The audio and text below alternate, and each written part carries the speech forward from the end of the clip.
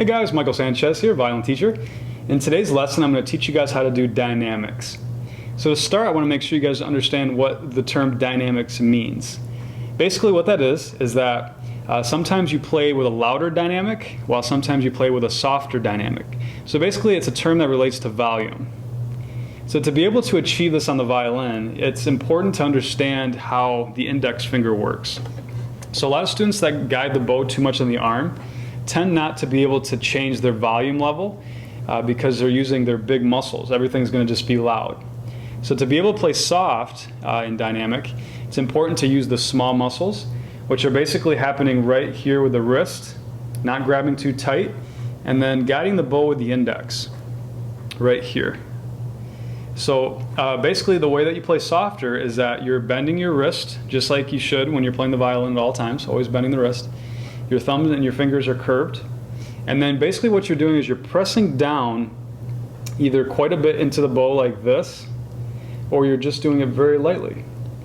And if you do that properly, if you have basically a differentiation between pressing down a lot and not, that's going to give you a different dynamic level. Hope that makes sense.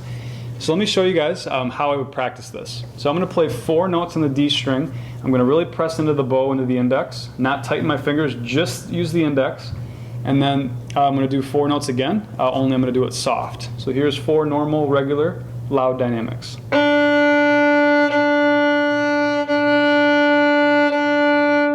So right there, I'm really pushing in, giving the bow weight into the strings.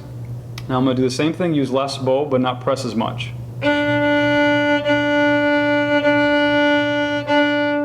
Like that. Now if you're having trouble creating a clean sound, it definitely has something to do with using improper muscles. Because whether you're playing loud or soft, you should always be as relaxed as possible in your hand, still be extending your arm, still be bending the wrist, and the fingers not grabbing the bow too tight. So the only difference is what you're doing right here in the index. So hope that makes sense. I definitely suggest practicing just with open strings to start, but eventually you guys are going to find it really helpful and musical to be able to put in different dynamic levels into music.